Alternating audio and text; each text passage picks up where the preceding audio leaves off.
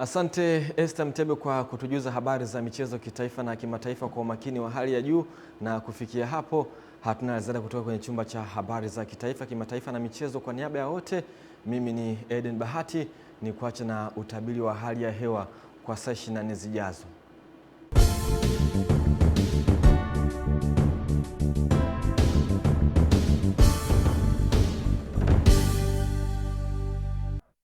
Sasa ni wasaa wa utabiri wa hali ya hewa kwa muda wa saa 24 zijazo, tukianzia saa 3 usiku kutoka Mamlaka ya Hali ya Hewa Tanzania. Karibu. Usiku wa leo ni matarajio yetu kuwa katika mikoa ya Arusha, Kilimanjaro, Manyara, Tanga, Dar es Salaam, Pwani, visiwa vya Unguja na Pemba pamoja na Morogoro, maeneo yanatarajiwa kuwa na hali ya mawingu kiasi, mvua nyepesi katika maeneo machache.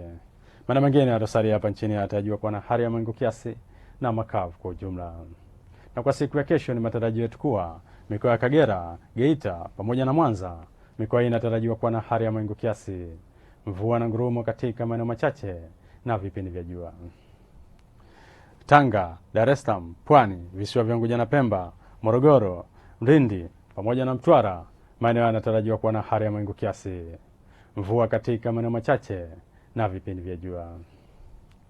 Arusha, Kilimanjaro, Manyara, Iringa, Njombe pamoja na Ruvuma, maeneo yanatarajiwa kuwa na hali ya mawingu kiasi, mvua nyepesi katika maeneo machache na vipindi vya jua.